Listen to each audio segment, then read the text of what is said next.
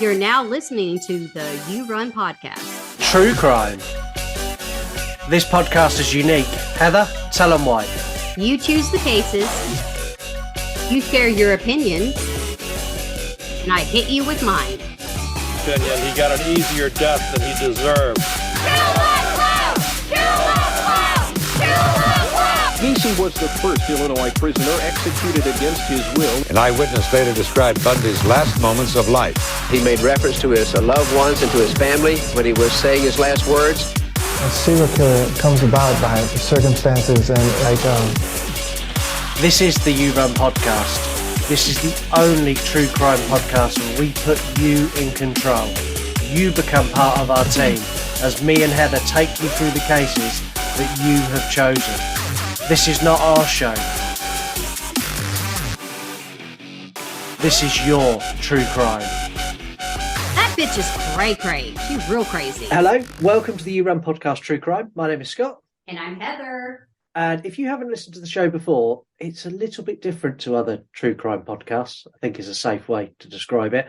The first thing that's different is you get to choose the cases. You do this either voting or on Instagram polls, or simply call the show and say, we want you to do this case, and guess what? We'll do that case.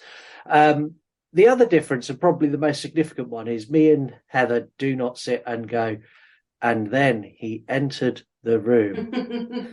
I mean, sometimes we say that. No, I'm just kidding. Obviously, we're not reading from a fucking script. We're just talking out of our ass, which is even better. Yeah, well, we give you all the facts, but we also discuss it and we talk about it as well. We don't just give you the facts and at the end go, thank you very much for listening. Goodbye. We give you one episode a month, which is our full case. And then we give you an extended cut episode as well, because we got lots of people saying that one wasn't enough. So we brought an extra one in. You get one of these at the beginning of the month, one in the middle, and we do that all year for you. We also give you an extended cut, lots of things like extra facts and more weird and wonderful stuff that happens around true crime, and also where to go and find movies and documentaries and books and anything else you need to do that. We're a very interactive show. We give you lots of ways to get involved. So on Instagram, you can give your views or facts when we ask you about a case. You can get hold of the show. You can call the show. So in the episode you're listening to now, at the bottom of the description, there's a link. If you click that, that will take you to where you can record us a voicemail. You can also do that at yourunpodcast.com. Or if you don't like either of those two options, you can send us an audio DM on Instagram. Any voicemail you leave us will end up on the show. It'll get played. You can also email us as well. yourunpodcast@gmail.com. You can share your stories, your thoughts. You can ask us to do a case, whatever, and we'll also read those emails out too. I've got some DMs that we've received in the last couple of days. I can't wait. I was waiting for this part. I'm interrupting. I don't care. When I'm reading over our script notes, like what we're going to do our show on, I'm like, oh, I can't wait for this part. Anyway, continue. We've received some DMs from two listeners, and I'm going to read those later in the show and share those with you. They're interested. One of them was definitely not the DM I expected to get. It's so juicy. I can't wait. But we'll leave that for later. Today you have chosen a killer that terrified a section of the UK, West Yorkshire to be exact, for over a decade. His crimes and attacks were so vile, he was named after one of the most vicious serial killers of all time, Jack the Ripper.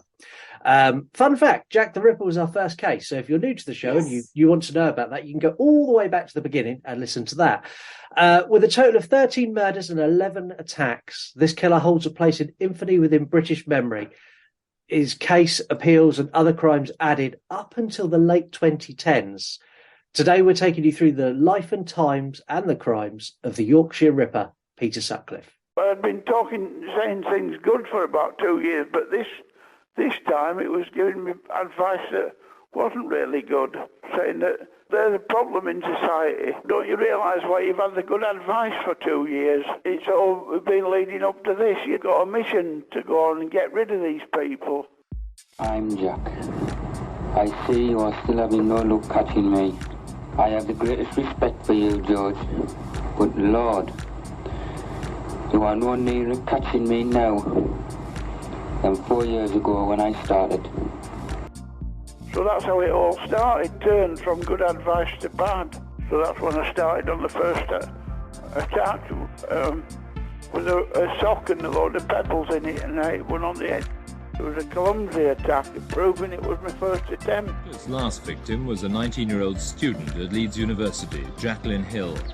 Her death led to the setting up of a new super squad of top detectives. They claim to have had a pile of new information from the public. But they warn women who've been going out armed with knives and sharpened steel combs that they do risk arrest for carrying offensive weapons. Tonight, one hospital in Leeds is on red alert after telephone threats that one of the nurses there would be the Ripper's 14th victim. There's been question in relation to the Yorkshire Ripper murders. It is anticipated that he will appear before the court in Dewsbury tomorrow. Is it fair then to say that the general hunt for the so-called Yorkshire Ripper is now being wound down from this moment on? Right. Now, for those of you who've listened to the show since the very, very beginning, or any week really, will know that I'm not particularly a fan of true crime.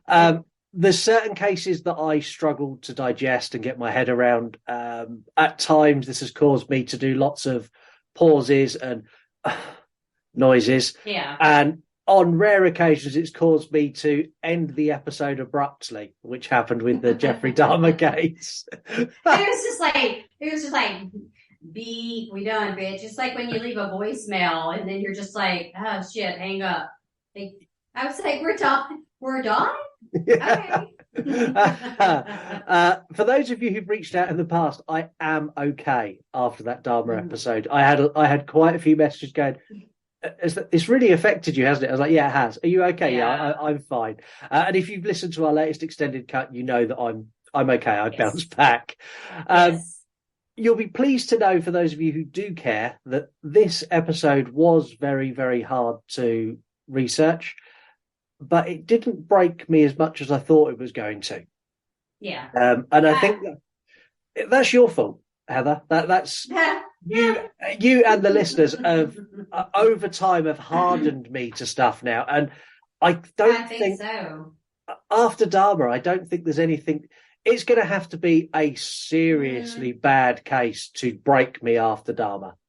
I think that if in the future we get Fred and Rosemary West, that's going to fuck your head up a little bit. I wouldn't say, I don't know if I'm going to classify it as worse than Dahmer, but there are some aspects of it to me that are worse than Dahmer. And knowing our listeners, do you know what you've just done? You've basically just announced to the listeners, please request Fred and Rose West. I mean, you can if you want. I think they've been in our poll at one point, I believe. Either Rosemary has for women and then Fred has been. But I would like to get a guest on with that one for sure. Yeah, I think so. And then I can just sit in the corner and sob while you two talk about it. You can just sit in the corner and drink your fucking green can beer. That's what I call it. All you people don't know. Hey.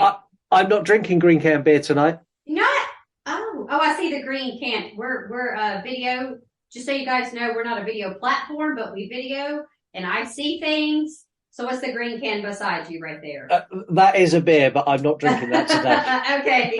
So you need to take a break. Okay, I got it. I understand. I'm not drinking today either. Isn't that crazy? Well, you've got an excuse. My excuse is I'm a lightweight and I can't because I drank last night. Too much fun. Anyways. Anyway, let's get into it. Peter Sutcliffe was born in 1946 to a working class family in Bingley, which is in Yorkshire, which is in the north part of England. His parents were John and Kathleen, and they were a split religion household. So John was an Anglican faith and Kathleen was Roman Catholic. Oddly enough, when I read that, that's exactly the same as my upbringing. The only difference is my dad. So my dad was Roman Catholic and my mum was Anglican, which is like Church of England faith. Okay, that's what I was going to ask because I've never heard of that, England. So I was like, Yeah, so it's Church of England, so Christian Gotcha. faith, but not Catholic. Okay. So yeah, it's the same split that I grew up with. Peter was raised Roman Catholic, attended church, and done a stint as an altar boy. Something else I have in common with Peter Sutcliffe. Well, you're an altar boy? I was indeed. You didn't get with the... No. Okay, see what I'm doing? Okay. Yeah, no, I wasn't an altar boy long enough for that to happen. They didn't touch your booty or anything weird. Okay, good. No. Hey, I'm just saying, read a fucking newspaper, y'all, and you'll understand there's some shit going on. Yeah, priests do tend to like little boys. Anyway, moving on before we get cancelled. Keeping the usual trend of our serial killers' upbringings, Peter's dad was an abusive alcoholic. One of his brothers remembers a time where Peter sat in his dad's chair at the table at Christmas Day, and his dad beat him with a belt. Number one, don't beat your kids. Number two, if you do beat your kids, what sort of a monster beats their kid on Christmas Day? And I also have a problem with I think it's okay to spank your child. There's a difference in beating and spanking, right? Or disciplining. I am actually not really I don't spank particularly, but using a belt is like, I think I get it. Like I got spanked with a belt when I was a kid. I know it happened once my dad did it. And it's not the 80s anymore or that time frame. So it's a lot different, and you'll get kids that are cry wolf, and your ass is going to be in jail because they said they beat you. Yeah. I get it, but also, I don't advocate, like, don't hit them with a belt. And on Christmas. What the fuck? Yeah, who does that on Christmas? Merry Christmas, glad you liked your presents. Whack, get out of my chair. What an arsehole. Mm-hmm. Moving on from this, because there's not much about Peter's life when he was a kid, purely for the fact that he had a horrible upbringing with an arsehole of a dad. But exactly, he was fairly normal in school. There was nothing strange to report. He had a normal childhood in a relatively normal home, minus his abusive dad.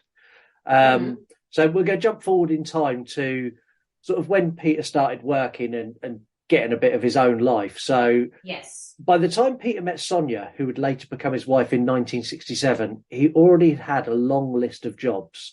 So he worked twice as a grave digger, which I can't imagine how horrible that job would be. And this is where it's rumoured that he developed an interest in the weird and the macabre and death. necrophilia. I couldn't find that it was proven. It was just speculated that he possibly did that. I've got a very interesting fact that we'll share later that I think confirms that. Good. He also worked on a production line where he done really well, and he was asked to go as a salesman on the road, and he went fuck no, and he didn't want to do it so much that he just quit. He ended up working as a long distance lorry driver. He done stints working in various different places. He bounced around a lot of jobs. Again, though, this time in his life, there's really not many facts, but there was lots of rumours and hearsay about his behaviour. So some people say that when he was younger and like before he got married, he used to frequent prostitutes, and he allegedly had a bad experience with a prostitute over money, and that involved a row with their pimp. We don't know if that's true or not. That's just a rumour. But what we do know is he did used to go to the red light district before he could drive, and he used to sit there and watch the prostitutes, which we all like people watching, but that's weird. I mean, my whole thing is that they had an actual area for the prostitutes, correct? Like the red light district. For me, that's so insane to think about, because like where I live, like if you wouldn't see, I'm not saying that there's prostitutes everywhere or sex workers, should we say. I'm sure they are, but it's not like I guess you'd have to know where to go. And I don't know where to go to see that. I wouldn't be on that side of town, let me tell you that. Yeah. So it's weird. I think you'll be surprised. I think if you get on Google, you'll find your local red light district. I think everywhere has one. I mean, I'm just saying, I know some of the areas are shady as fuck where I live. Like, there's some areas, and I know for sure some of those poor women are doing some things with their body for some monies. But like I said, it's just so open, like, oh, go into the red light district to watch prostitutes, because that's what they would call them then. Yeah, and he'd literally go and sit there and he'd watch them get in and out of the cars, and he I don't know, it's just fucking weird. It's odd. Okay, I'm going to add to real quick before we move on, is that when I was like reading and doing some research on him, I read that he had a fascination with STDs. Yes. That maybe contributed because of messing with prostitutes at the time when he was messing with them. I don't know if one gave him one, possibly, because that, not trying to be a mean pitch, but like that's likely to happen. Come on. Yeah. Especially in that time frame when protection and things like that were not used. So I don't know who would get fascinated with STDs, but that's what I read, and I was like, that's very weird. Yeah, it's a very strange obsession to have. Yeah. Prostitutes and diseases. Yeah. On the 10th of August 1974, Peter and Sonia were married and began the process to start a family. Sonia sadly suffered a miscarriage, or multiple miscarriages, and they were told by doctors in 1975 that they couldn't have children. Sonia went back to train as a teacher, and it was at this point she had an affair with an ice cream driver. Who the fuck has an affair with an ice cream man? That affair was ice cold. Bad. Maybe she wanted his cream and his Mr. Whippy instead. Oh, there you go. That's better. Sweet. Okay, like, again, this is why we go off on, this is what makes me go off on tangents, and we're trying to explain Peter. Nobody really gives a shit about him. He's Peter Succliffe. Anyways, but like an ice cream van, like I've seen some of the older fellows that do ice cream. Like we have an ice cream truck that comes by every once in a while. No, thank you. No. And also, have you ever seen Ice Cream Man, the movie with Clint Howard? Love him, met him. He's so sweet. But it's like, you know what I'm saying? Have you seen him? Yeah, exactly. I thought it was really weird, and it doesn't say anywhere whether Peter found out or not. And I find it really bizarre, because if that fact exists, I'm assuming that Peter Sutcliffe knew this happened, and he just kind of accepted it and went on with life. I don't think he cared. Okay, so that's the thing. That's kind of the thing with him, researching him. Like we spoke about this prior, that there's not a lot of solid, confirmed information. It's like you can research him and find like a handful of shit. But I didn't find anything about his wife having an affair, and maybe she did. She couldn't get pregnant, and maybe that caused, who knows what actually happened, you know? In 1977, she completed her course, and the two of them bought a house in Leeds, Bradford. This is the same house they were living in when Peter was finally arrested. So they stayed married throughout everything that's about to come. Now we've had a little bit of a backplot, and it shows that he's a fairly normal guy. Not much has happened. He goes and watches prostitutes, but it's not the most vicious of crimes ever. So why don't we find out why he went from being a reasonably happily married man to getting the title the Yorkshire Ripper? Let's do it. Okay. As I said at the beginning of the episode, Peter didn't only kill women, he also attacked them. And this is how it all started for him. So in 1969, annoyingly, we don't have the name for the first victim, but I'll explain why in a second. Mm-hmm. So Peter followed a prostitute down an alleyway, thinking she was another prostitute he'd allegedly had a falling out with. He took out a sock with a large stone in it and smashed her over the head. Mm-hmm. He'd got his friend Trevor to give him a lift to go and find this girl that he was looking for. And when Peter come back to the car, he was visibly shaken and basically was like, drive, go, go, go.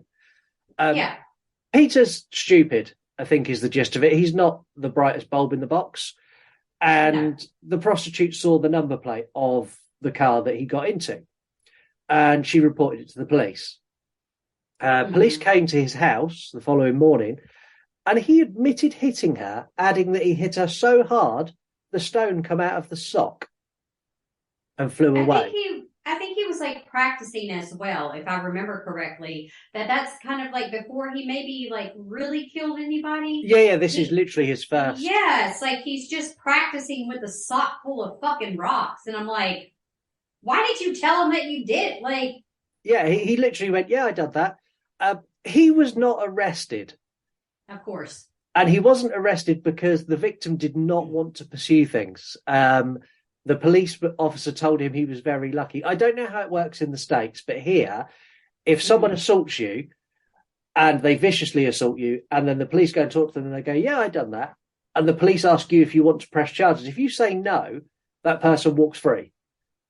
From what I understand, that doesn't seem to make a lot of sense to me. I do understand that they can ask, we'll talk about, let me see, a domestic situation, right? Let's say that you have a husband and wife, one hits the other, or whatever. They're not both hitting each other, but one hits the other. And they have the police called and they say, hey, you know, so-and-so, do you want to press charges? I feel like even if you say no, I feel like they can still be arrested. And now I need to fact check myself on that. But I feel like if you see a woman or a man with a bloody nose or a fucking black eye, and even if you're like, no, I don't want to press charges because that's a toxic relationship, obviously, I still think the police can take that person because they're like, you're in a serious situation and your fucking nose is bleeding or your eye is blackened. Yeah.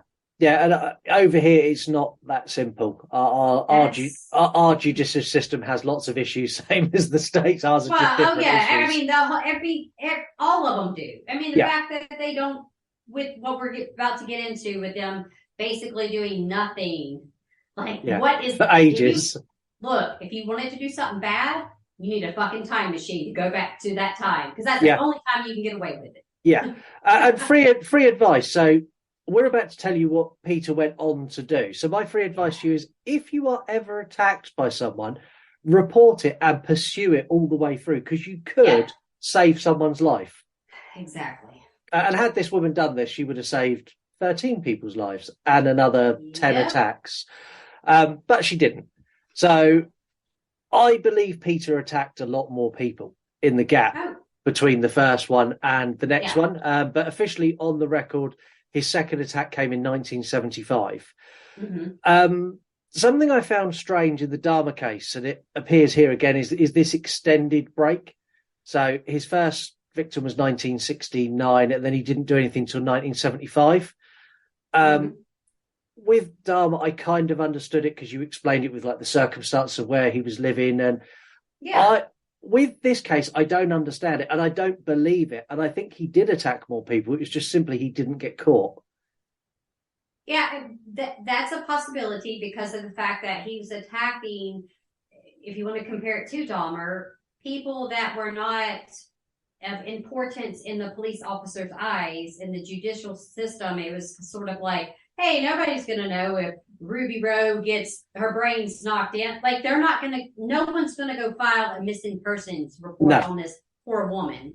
And so, but with that being said, he also could have taken a break because sort of the same reason. He could have gotten caught, right? He's not skilled enough to continue it. And maybe he was trying to be methodical, and that happened. We'll get into that over the course of serial killers. Yeah, we will. 5th of July 1975, he attacked Anna Rajuskel, I think. I can't pronounce that very well. I'm not saying it. You can mess it up. Knocking her unconscious with a hammer and then slashing her stomach with a knife. He was interrupted, and Anna thankfully survived. She had to have serious brain surgery and suffered psychological scars, which she has said basically there's points in her life where she wished she had died in the attack because of how much she suffered mentally afterwards. She found the recovery harder than if Peter had killed her, which is sad. 15th of August, he struck again. This time was Olive Smelt. Again, he hit her repeatedly over the head with a hammer before pulling some of her clothing off to expose her back, where he slashed her multiple times. Again, he was interrupted and he fled, and Olive survived. Neither of these victims had any description of him, couldn't remember anything. And I suppose that comes from a hammer to the back of the head, followed by brain surgery. That's true, because I was going to say he didn't disguise his face or anything from what I No. know and understand. It wasn't like he was just in plain sight. But if you hit somebody over the head and knock them unconscious, they're not going to, I would say you're not going to remember. No, and they didn't. And it was only 12 days later, and he struck again. This time he attacked a 14-year-old girl named Tracy Brown. He struck her on the back of the head 5 times with a hammer before fleeing as the headlights of a passing car went past and lit him up. She survived again and had to have surgery to fix the damage. This is not a crime he was convicted of. So some of these attacks he wasn't convicted of, but he did later confess to them after he was convicted. It was October 1975 where he finally reached his ultimate goal. He attacked Wilma McCann. Wilma was a mother of 4, and he hit her on the back of the head with a hammer twice before stabbing her in the throat. He would continue to stab her twice in the chest below her right breast and 3 times below her left breast. A further 9 stab wounds to her stomach around her belly button.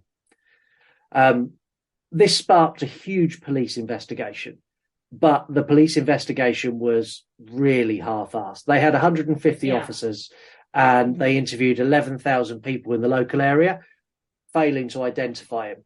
What? 11,000? They done 150 officers for 3 weeks, I think it was, door to door. And anyway. Nobody knew anything. And part of the reason for that was the area that the police were doing door to door in was an area that had a heavy migrant population. There was a big black population there. There was a large Asian contingent in that part of Leeds. And the police were arseholes to them. And the same as in Dharma, they did not want to help. They wanted the police to go away because the police were horrible. I'm telling you, it's a trend. Especially 70s, 80s. I swear that's like the worst fucking time. Don't be a cop. Yeah. No. Yeah. In 2007, McCann's eldest daughter committed suicide.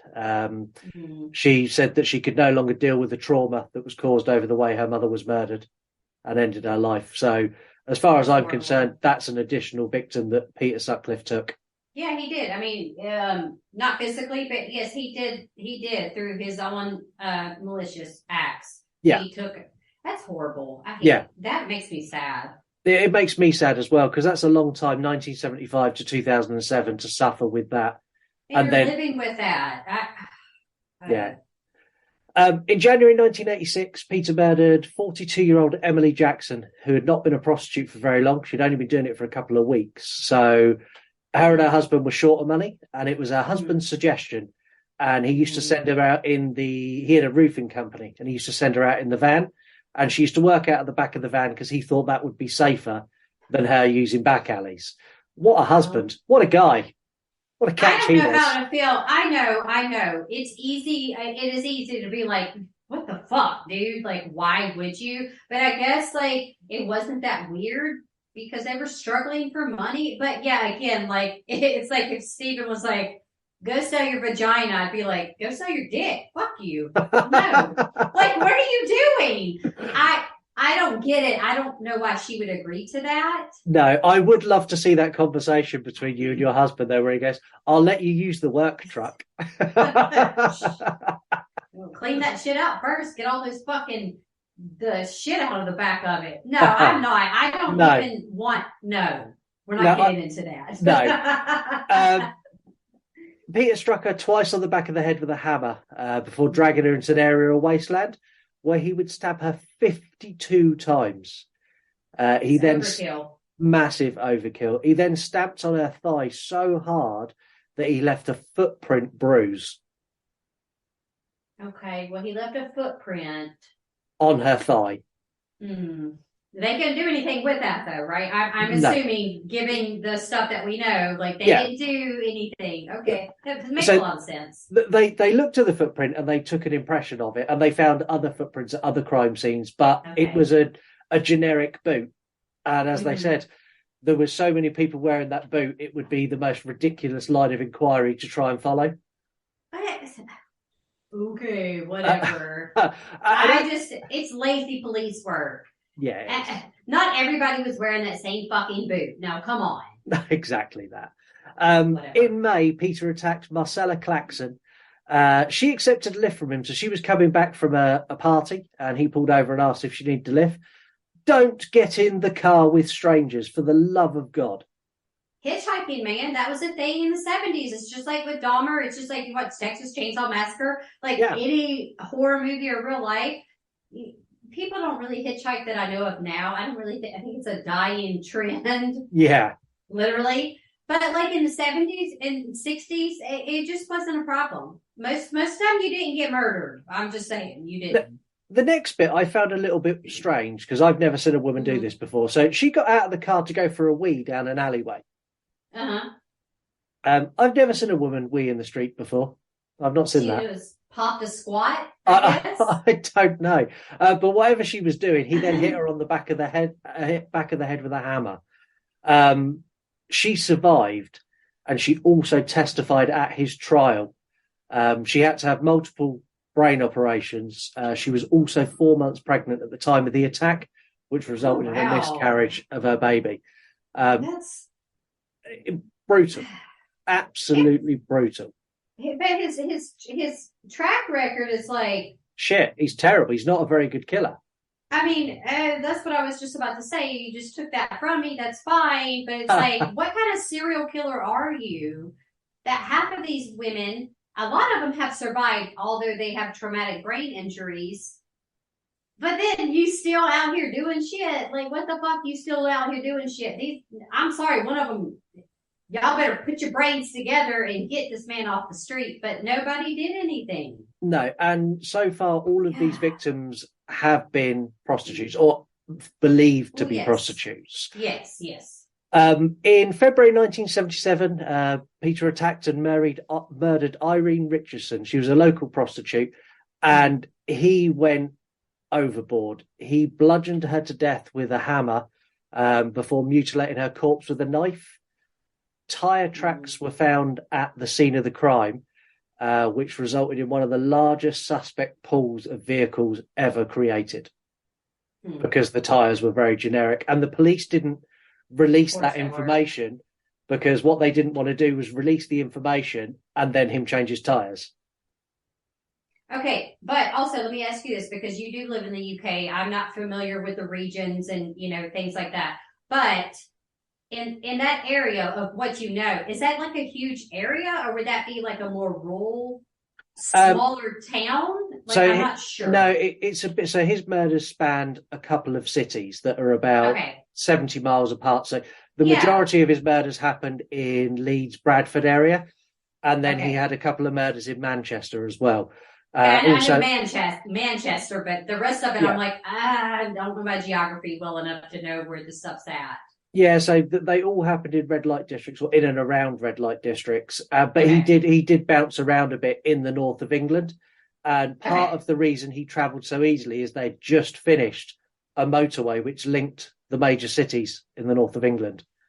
Okay. So by them making the motorway easy for everyone to travel, also made it easy for serial killers to travel from town to town. Well, that makes sense. Like, I get that, but the whole tire tracks, and you have an actual footprint, and it's like, oh, everybody has these tires, everybody wears these boots. Yeah. Okay, sure. Whatever. I mean, it's whatever. I'm fine. I'm over it.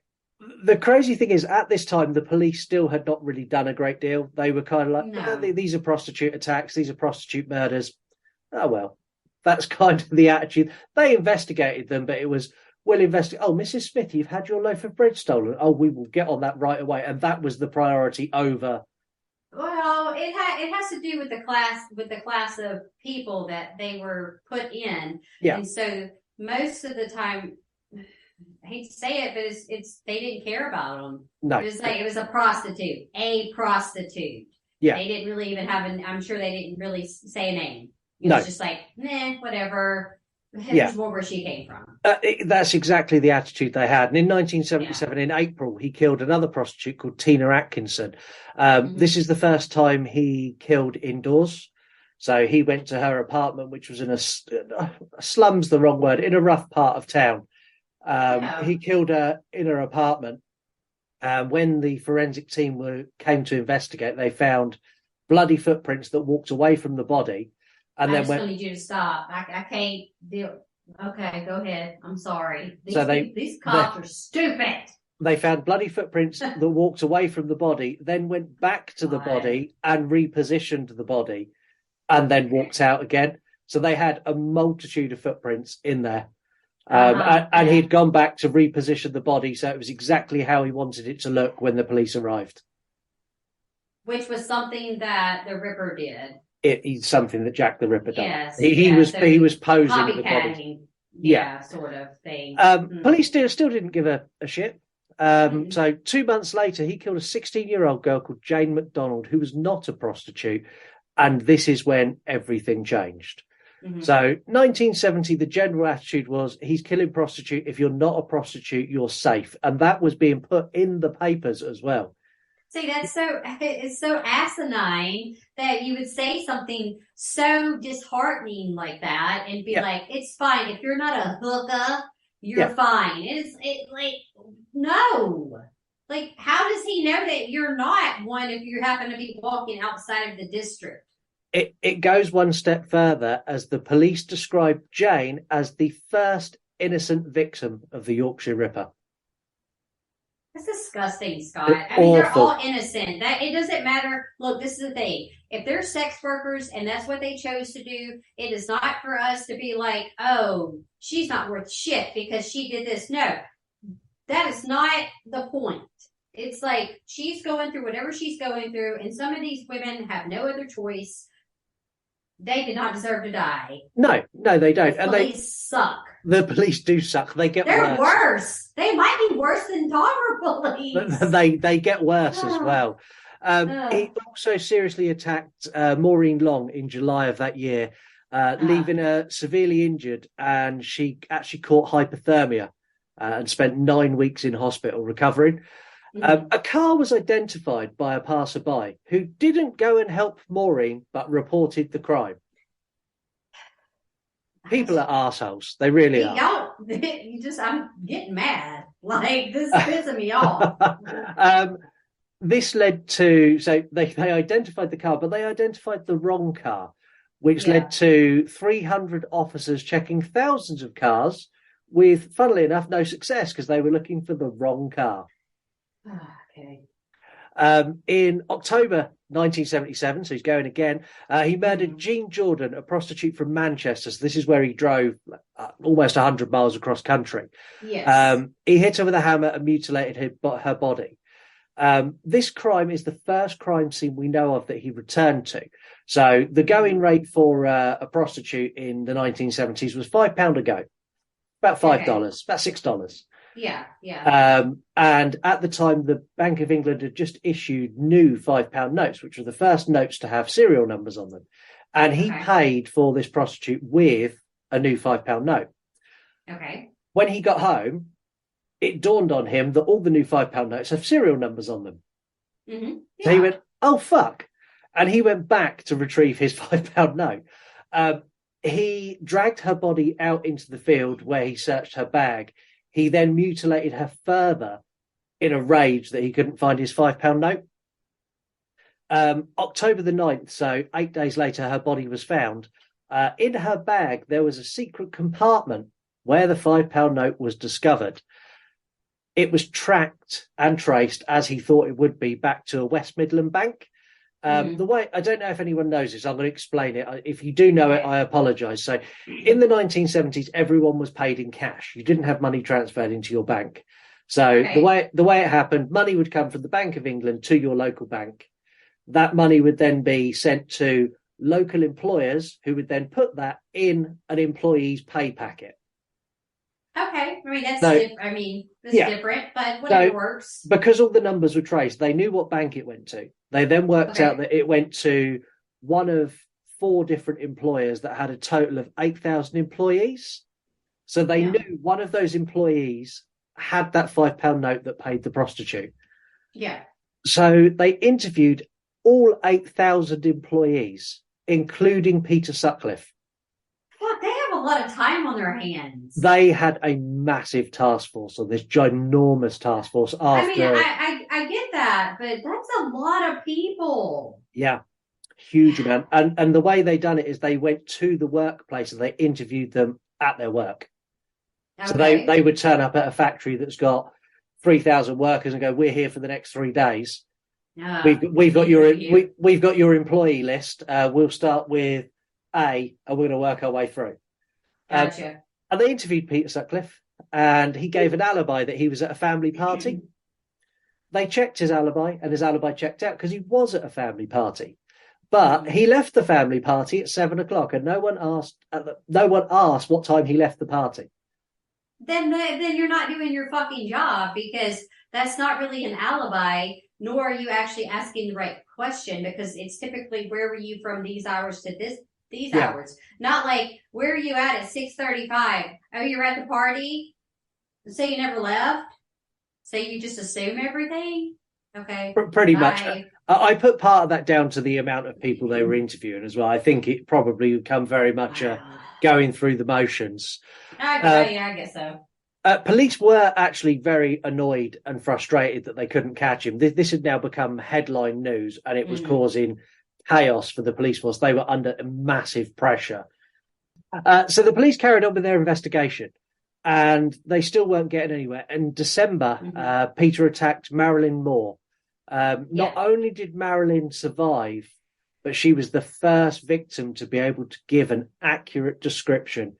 And now they had a composite sketch that was in every single police case station and every single newspaper in the country. It was everywhere, absolutely everywhere. You'd think this would be enough to make Peter go, "Do you know what, maybe I should stop now." I mean, your picture's out there, or like at least a good sketch is out there, and it's a good sketch. Particular look. Well, he had a particular look to me about him. Like, I feel like I would be able to notice him. Yeah, and the sketch was good as well. It wasn't a bad sketch. And the police set up for sure. So the police set up a system. What they had, it was called a ticket system. So they had a massive call centre with like 400 people working in it. And when they received a call, let's say you ring up and go, "I think my uncle may be the Yorkshire Ripper." Yeah. What they'd do is they'd write your uncle's name down on a card and they'd stick it in a big Rolodex. And then if they received another call from someone else who said, "I think this person's uncle is the Yorkshire Ripper," they'd go and check. And if there was 2 there, they'd give that to an officer who would then go and interview that person. Peter appeared in there a few times, but never got interviewed. But I'll get to that later. Yeah, of course he didn't. It's just shocking. It's absolutely shocking how bad it was. In January 1978, he was informed that he was no longer part of the £5 investigation. So they'd stopped investigating the £5 notes and they discounted him because his alibi checked out. The team they put together to catch the Yorkshire Ripper was called the Ripper Team. So literally they told him that you're not part of the investigation. And funnily enough, less than a month, he killed again. Yeah, because they're just letting him go scot-free with everything. Yeah. Like they literally are. It's like, "Oh, what's your alibi? What were you doing for 14 seconds? You couldn't have done it." No, exactly that. This time he killed Yvonne Peterson. He bludgeoned her to death with a ball peen hammer before jumping on her chest, crushing her ribs. He stuffed horsehair in her mouth from a discarded sofa in the abandoned area he was in, and then used the same sofa to hide her body. 10 days later, he killed Helen Whittaker, a prostitute from Huddersfield. So again, this is where he's driven across the other way across the country. He hit her 5 times in the head as she exited a vehicle before stripping her and stabbing her multiple times. So he's very violent. Very violent, and he's got a very specific way that he attacks. Well, he does, but he also has like such rage that he almost doesn't kill them very, how do I put this, in a clean way. It is very like messy and aggressive, and the fact that he stomped on somebody's rib cage, it's not your typical like methodical, that's the only word I can really come up with, like way of killing. It's almost like he had some fucking something made him snap. Yeah. And, you know, like they're all crazy, and I said what I said because they are. But there's something that's like this was more than just being crazy. This was like a rage. This was something far worse because of the way he killed him so sloppily. It was almost like you went in a rage and you just start wailing on him, and that's what he did. Yeah, he did, and it's really bizarre because a lot of the reports from the coroners and thing will say that the initial attack was very filled with rage. But like the stab wound, so the girl he stabbed 52 times, the mortician said that happened over a fairly long period of time, and it wasn't done in a rageful way. It was very much a slow stab. Every wound was it's not. Man, I'm not going to argue. I'm not going to try to argue with someone that has a specialty in that field. But that to me, that's rage. Yeah. Because if you watch anything else and you watch any type of other true crime, 1 or 2 times that you stab someone, you're stabbing them. Okay, you're probably going to kill them with the intent to kill, depending on where you stab them. But when you stab somebody 52 times, it is not to kill them. No. You are enraged. Yeah, I agree with you. I completely agree with you. At this point, Peter was almost as relentless as the media storm that surrounded the case. It was headline news. It was literally everywhere. They put up billboards that said, "Can you help us catch the Ripper?" They put a letter in the local paper, or not in the local, in the national news, which was the headline news, front page, "Our message to the Ripper." And the police wrote a message to the Ripper saying, "Look, we know you've killed all these people, but we know you feel remorse. Now's the time to hand yourself in." So weird how they handled stuff. Like I have a really hard time understanding how they thought that was going to work. I mean, it didn't initially, but that's strange. It's very strange. He killed Josephine Whitaker, who was a building society clerk in 1979. She was what the police deemed as his second innocent victim. It was around this time that police received a tape recording who thought that it was from the killer. The tape recording said, "I'm Jack. I see you're having no luck catching me. I have greatest respect for you, George," who was the lead investigator, "but you are no closer to catching me now than 4 years ago when I started." This was sent at the same time that some letters were sent to the Daily Mail newspaper. Police began to look for a man with a Wearside accent. The investigation led nowhere because this turned out to be a hoax. Yeah, because they're just trying to play off of like Jack the Ripper and it's to throw them off, and you could have thrown a piece of candy in the fucking street and threw the cops off, like the police officers. But policing did get better. So if you ever think about doing a hoax like this where there's a serial killer case, this is my advice to you: don't do it. Because in 2006, they reopened the hoax letter case, and they caught the culprit, who was a guy called Samuel Hamble. He was arrested and convicted for 8 years. He died in prison in 2019, age 63. Oh, wow. I completely missed that. I'm glad you brought that up. I just missed that fact. So you think if he'd done that in the mid-70s, he's lived an entire life. He's had a family, he's had grandkids, and he's probably never told anyone. And then he gets a knock at the door and he gets sentenced to 8 years in prison. That sucks, because I recently watched this true crime. It was like Deadly Women or something. And the woman killed her husband, like caught the bed on fire, like burnt the whole motherfucking house down, some shit, right? And fled, like left, said she was being beaten, abused. She had a bunch of shit on her. Long story short, she lived her life in society for like all these years until she was like grandmother-ish age. Yeah. It's a knock on the door. her ass went back to jail. Like, I mean, Wow. like, they got her. It was like a whole investigation thing. But anyways, they found out that she was, killed her husband. So, Yeah. crazy. So don't do hoaxes, because they even if it's 40 years later, they will come around and bite you in the arse, and you will regret it. Mm-hmm.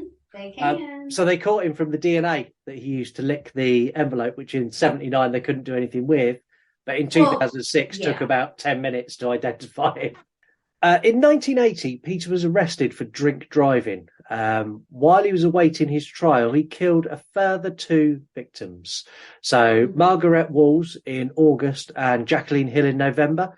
He also attacked 3 more women who all survived. So Upada Barbara in September, Teresa Sykes in October, and his friend Trevor. So do you remember his unwilling getaway driver right at the very beginning of when this all started? Yes. It's alleged that him and Peter had an argument over him telling Peter that he thought he was the Yorkshire Ripper, and Peter attacked him. But Trevor never reported this to the police. Anyway, apparently no one reports anything really to the police except for the one victim, and it doesn't do any good anyways. No. Before I go into how he was eventually caught, I just want to point out he was questioned 9 separate times by officers working the case, and he was discounted as a suspect every time, which is mad. Now, I would like to tell you that he was tracked down and eventually arrested by the thousands of interviews and hundreds of thousands of hours that they put in to catch him, but no. He was pulled over in a routine search in 1981 with a prostitute in his car. During the check, it came up that his number plates were false, and that's why he was arrested. He was taken into custody for having false number plates. Yep. Now, this just goes to show how useless the police were. So at the scene, he said he needed a wee, and they let him go round the corner to go for a wee, where he disposed of a knife, a hammer, and some rope. When he got to the police station, bear in mind they hadn't searched him when they put him in the police car.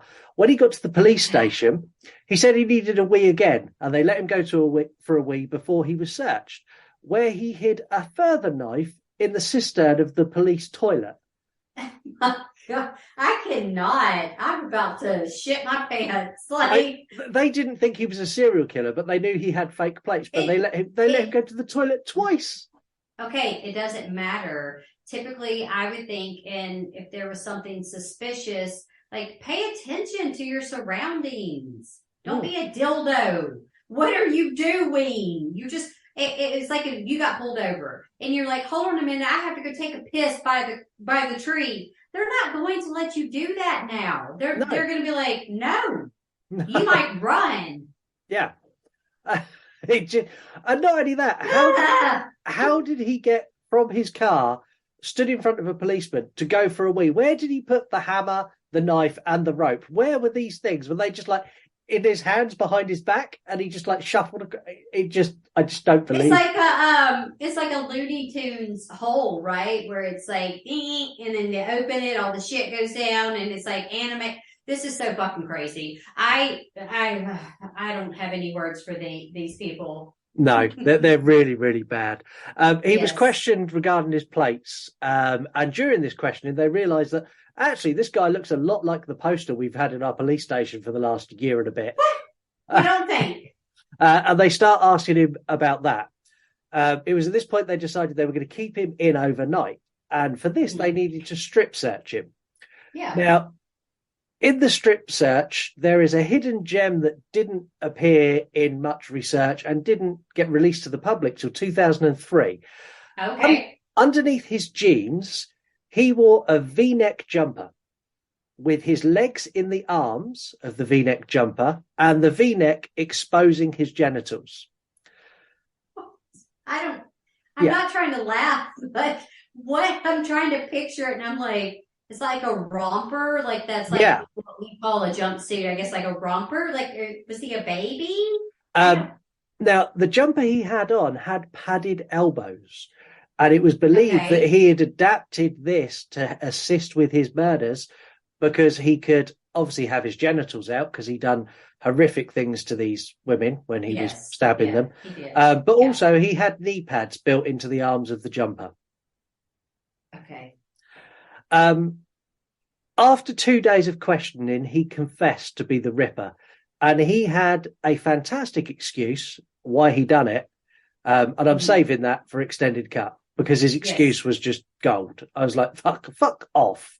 Yeah. I'm pretty sure we're on the same page. I think we both know. Yeah. I read it and I was like, no fucking way.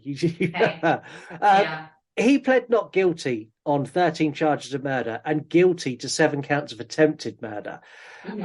He done this using diminished responsibility, which is effectively the UK's version of the insanity plea. So he basically pleaded not guilty on means of insanity. He was diagnosed schizophrenic by 4 separate doctors to verify his plea. The judge dismissed all of this, overruling all of the medical advice and went, I'm sorry, my friend, you will stand trial by jury. And the judge just didn't have any of it. Just like, no, I don't care. Even in the court, when all of these expert witnesses come up and spoke for the defence, the judge told the jury to strike their comments from the record in his summary. The judge was not having any way. There was no way he was getting away with it and going to a mental institute instead of prison. But it sounded like the judge in this whole situation is the only one with any fucking brains. Yeah, definitely. I mean, he was sentenced to 20 life sentences to be served back to back. The life sentences in the UK don't mean life. So the judge imposed the strictest part of this he could. He said he would serve a minimum of 30 years before parole could even be considered. Okay, he was already like in his 30s, late 30s. Yeah. So okay. I mean, if you got out, you could still do things. Yeah. But yeah, the judge gave him the harshest punishment the judge had within his arsenal. He couldn't give any more than 30 years without parole. So he done the best he could. Before we talk about his time in prison, we're going to talk about some messages we've received from listeners this week. Okay. But both of these messages come as a form of a DM on various social medias and took me a bit off guard because we get messages, but we get messages from people I know as regular listeners, and these were new listeners. I was really excited. So the first message come from a listener called Sarah, and she messaged to ask if she had the right Instagram account because obviously the true crime one's gone now. We're just at You Run Podcast. Yes. So I said, yes, you did, and thank you very much for listening. She then went on to say that she works nights and she binged our entire back catalogue of episodes in 2 days. That's awesome, though.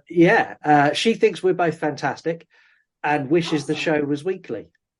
Oh, I do too at times, but I think if you guys know or if you listen to Scott's 5,700,000 podcasts that he already has and also guest stars on, we just don't have the time. And I'm super pregnant. And not only that, I think emotionally, doing this weekly would break me. It would absolutely kill me. Well, you know what? If it doesn't break you emotionally, somebody else is going to break your ass, and she's sitting in the living room. Bye. Yeah, this is very true. It brightened my day to get this message. It does whenever someone reaches out through social media, says that they like us, and it makes a big difference to. Everyone knows that I struggle to do true crime. It is hard for me. And to get a message where someone goes, actually, you're doing a good job, meant a lot. So, Sarah, thank you very, very much. Yes, Sarah, thank you so much. Especially thank you for binging our shows because that's awesome. That makes me happy, too, because it means that we're doing, look, we have fans and we're doing something fun and entertaining. So somebody likes us. Saying somebody like us, I got a message on Twitter and Heather's read it, which is why she's laughing already. So I read a message and the message goes like this. I love this show, especially your sultry British accent. I don't want to sound weird or anything, but I find myself often being aroused by your voice. Is there any chance of getting a few pictures sent of you, maybe without your top on? Lots of love, Jacob. I'm going to snort like a damn pig. But anyway, why your top off? Like, you're a boy. You don't have like titties. Oh, because he just wants to look at your body. I love this. I want to talk to this person. You're sultry. Sultry. I don't really know what a sultry voice should sound like, but I feel like because you and I record often together, and I don't know. Some people, hey, I mean, I get it. Like, you have an accent. A lot of people, especially people in America, like, we like accents. We think they're cool. I wouldn't ask you to take your top off. No, we're not that close like that. I love you. Yeah. Keep your fucking top on. Yeah, I recorded once topless with Mark, and Mark has never got over that in the middle of the summer. He was fine. He's fine. Jacob, thank you very much. I'm glad you enjoyed the show. As for topless, I'm not going to send you a topless picture. However, we do have a calendar for 2023, which is coming out. We do. And big spoiler, one of my photographs for that calendar is topless. Okay, so I can't wait to see it though. So when that calendar is released, you can buy a topless picture of me, and I will let everyone know on every social media when you can. Anyway, Jacob has big energy. Like, okay, this was on Twitter. Twitter. Okay, well, see, I try to do an accent. Ain't nobody asking me. Y'all don't want to see me. I'll show you my belly. It's just like feet pics. Y'all want to see my stomach? DM me. I'll show you my stomach. I ain't showing you my top. I'm just saying, Scott, you got to stop being so fucking sultry. You're just turning people on. Look at you. I know. It. Anyway. Hold up. Anyway, back to the topic. Peter was sent to HM Pankhurst, which is, or was in the 70s, used to house kind of the worst of the worst. There's lots of documentaries you can go and watch on that prison to give you an idea of what that prison was like. Yeah. He wanted to go to a mental institute, and the judge overruled that. He also wanted to be sectioned and put into isolation so he wouldn't be attacked. The judge overruled that as well and stuck him in Gen Pop. He went straight into general population.